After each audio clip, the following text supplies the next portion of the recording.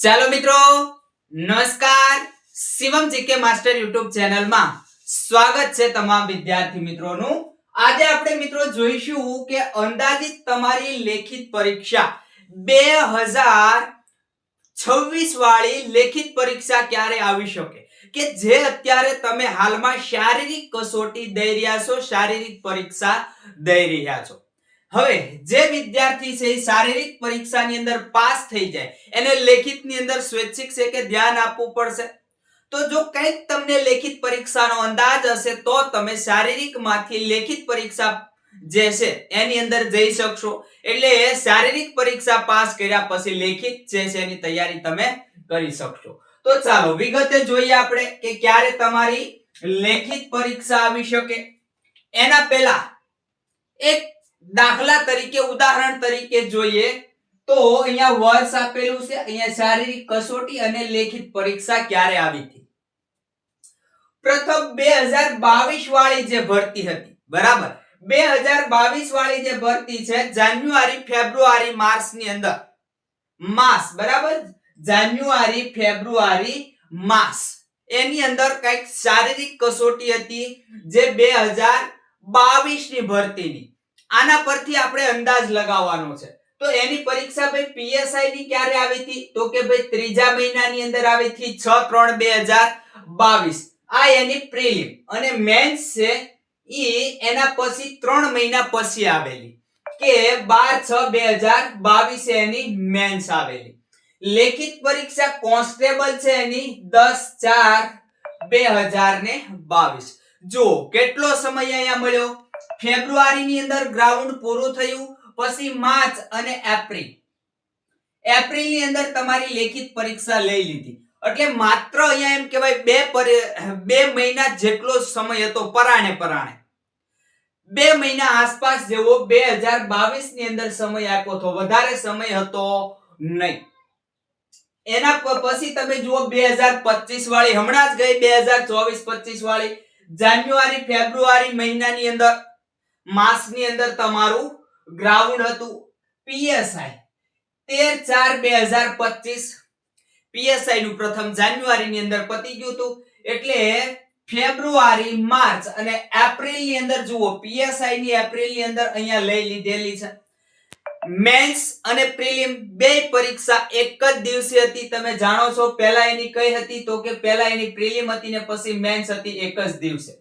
જ્યારે કોન્સ્ટેબલ છે એની 15/6/2025 હતી કઈક, બરાબર, 15/6/2025 એટલે કે જૂન મહિનામાં 15 જૂને કઈક તમારી હતી.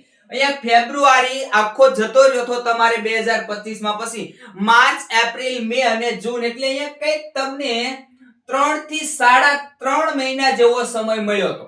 3 થી 3.5 મહિના જેવો તમને સમય મળેલો વાંચન માટે કોન્સ્ટેબલ. અને પીએસઆઈ છે, બરાબર, જો પીએસઆઈ જુઓ તો જાન્યુઆરી ની અંદર પતી ગયું અને ડાયરેક્ટ ફેબ્રુઆરી ની અંદર, પછી માર્ચ અને એપ્રિલ ની અંદર લઈ લીધું હતું. એટલે ત્યાં પણ તમને 2 મહિના જેવો વધીને સમય આપ્યો તો 2.5 મહિના જેવો વાંચન માટે, બરાબર. તો હવે 2026 વાળી છે, ખાસ સમજો. જાન્યુઆરી, ફેબ્રુઆરી અને માર્ચ, 13 માર્ચ છે ત્યારે તમારું કોન્સ્ટેબલ છે એનું શારીરિક પૂર્ણ થશે. એના પહેલા 9 ફેબ્રુઆરી ત્યારે તમારું પીએસઆઈ પ્લસ કોન્સ્ટેબલ છે એમનું શું થશે, તો કે એમનું શારીરિક ગ્રાઉન્ડ પૂર્ણ થશે. એટલે સ્વૈચ્છિક છે કે પ્રથમ તમારે કઈ આવશે, પીએસઆઈ છે એની લેખિત પરીક્ષા આવશે. તો સાહેબ ક્યારે આવી શકે, પીએસઆઈ છે એ એપ્રિલ થી માર્ચ ગણીને ચાલો, વધારે નહીં, બરાબર. એપ્રિલ થી માર્ચ નહીં, સોરી, મે, એપ્રિલ થી મે, બરાબર. એટલે ચોથો થી 5મો મહિનો માત્ર ને માત્ર. તો પૂરેપૂરા ચાન્સીસ એવા છે કે એપ્રિલના અંતમાં અથવા તો માર્ચ જે છે એની શરૂઆતમાં પીએસઆઈ ની લેખિત પરીક્ષા તમારી કઈ આવશે, પ્રિલિમ આવશે. પ્રિલિમ આવી શકે, બરાબર, પ્રિલિમ પરીક્ષા. પછી મેન્સ પરીક્ષા આ વખતે એક સાથે જે અહીંયા લીધી હતી 2025 માં, એવી રીતે એક સાથે નહીં પણ બંને અલગ અલગ લેશે. અમુક સમય તમને વાંચન માટે આપશે, પ્રેક્ટિસ માટે આપશે. કોન્સ્ટેબલ, તો કોન્સ્ટેબલ છે તમારે જૂન જુલાઈ માં આવી શકે, અથવા તો મે થી જૂનમાં આવી શકે, મે ના એન્ડમાં અને જૂન છે એની શરૂઆતમાં, પણ જુલાઈ સુધીમાં તો આવી જ જાય. જુલાઈ સુધીમાં તો તમારી લેખિત પરીક્ષા આવી જ જશે. જુલાઈ નહીં આવવા દે, અહીંયા ક્યાંક મે કે જૂનની અંદર તમારી લેખિત પરીક્ષા લઈ લેશે. શેની? તો કે કોન્સ્ટેબલની. સમજાયું ને? એની પહેલા તમે નજર નાખો 2016 છે 2018 વાળી, તો ત્યારે લેખિત પરીક્ષા પહેલી હતી. શું હતું? લેખિત જે પરીક્ષા છે એ પહેલી હતી અને પછી તમારું શારીરિક ગ્રાઉન્ડ છે એ લેવામાં આવતું હતું.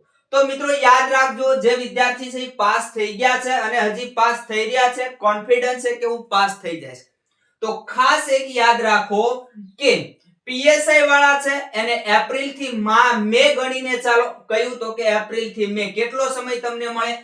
માનો કે અહીંયા તમારે 9 ફેબ્રુઆરીએ પૂરું થાય છે, બરાબર? એટલે 21 દિવસ જેવા અહીંયા તમને મળશે ફેબ્રુઆરીના. પછી માર્ચ, તો માર્ચના 31 દિવસ મળશે અને મે ની અંદર અથવા એપ્રિલની અંદર જ્યારે આવે ત્યારે. પણ અહીંયા જ અત્યારે તમે જુઓ તો 52 દિવસ જેવો સમય આરામથી છે તમારી પાસે. અને એપ્રિલની અંદર કદાચ નો લેવાય તો એના પણ 30 દિવસ એડ કરી દો અને પછી જે કાંઈ હોય, બરાબર? મે ની અંદર લેવાય અથવા તો એપ્રિલના અંતમાં લેવાય. એટલે એમ કહેવા માંગુ છું આરામથી તમારી આગળ 2-2.5 મહિનાનો સમય છે. 60 થી 85 દિવસ જેવા. કેટલા? 60 થી 75. 60 થી 75 દિવસ જેવા આરામથી હજી તમારી આગળ છે. જો ગણો તો તમારી શારીરિક કસોટી પૂરી થાય ત્યાં સુધીમાં કોની આગળ? પીએસઆઈ માટે. પીએસઆઈ ના વિદ્યાર્થીઓ આગળ એટલો સમય છે. કોન્સ્ટેબલ છે 13 માર્ચે પૂરું થશે, બરાબર? ક્યારે? તો કે 13 માર્ચે પૂરું થશે. એટલે અંદાજિત ગણો તો લગભગ કદાચ 18 દિવસ જેવા જે છે એ માર્ચ મહિનાના તમને મળે. 18 દિવસ જેવા માર્ચ મહિનાના, બરાબર? અને પછી માની લો કે જૂનમાં આવી ગઈ તો પછી એપ્રિલ છે, મે છે, એના તમને 61 દિવસ જેવા મળે સમય. 61 દિવસ જેવો સમય આજથી ગણું છું. ક્યારથી? તો કે તમારી 13 માર્ચે એક્ઝામ તમારી પૂર્ણ થાય ત્યાં સુધી. એટલે એપ્રિલ, બરાબર?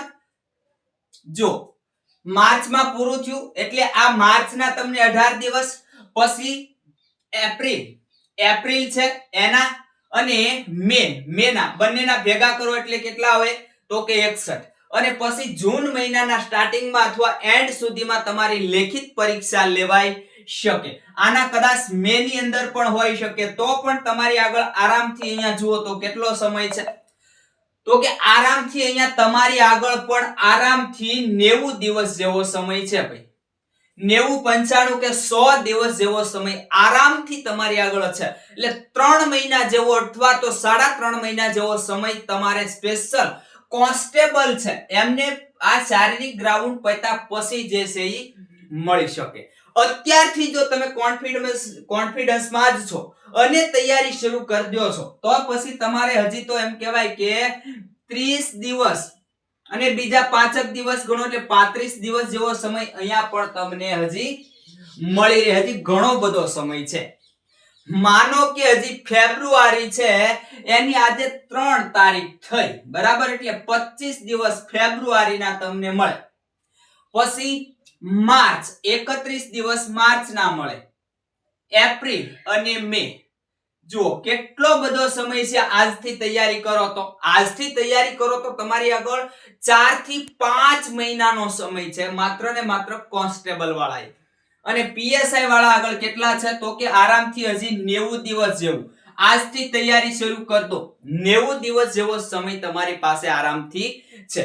તો આ રીતે કંઈક તમારી લેખિત પરીક્ષા લેવાઈ શકે. તો રાહ જોયા વગર જો તમે પાસ થઈ ગયા છો તો હવે લેખિત પરીક્ષા છે, માંડી પડો. અને કદાચ તમને કોન્ફિડન્સ છે કે આપણે તૈયાર છીએ અને ગ્રાઉન્ડ કરી જ નાખશું તો પણ તમે લેખિત પરીક્ષાની તૈયારી કરવા જ માંડજો. બસ મિત્રો, વધારે કંઈ કેવું નથી. અહીંયા સુધી રાખીએ છીએ. આ કંઈક આ પ્રમાણે શેડ્યુલ તમારું લેખિત પરીક્ષાનું હોઈ શકે છે.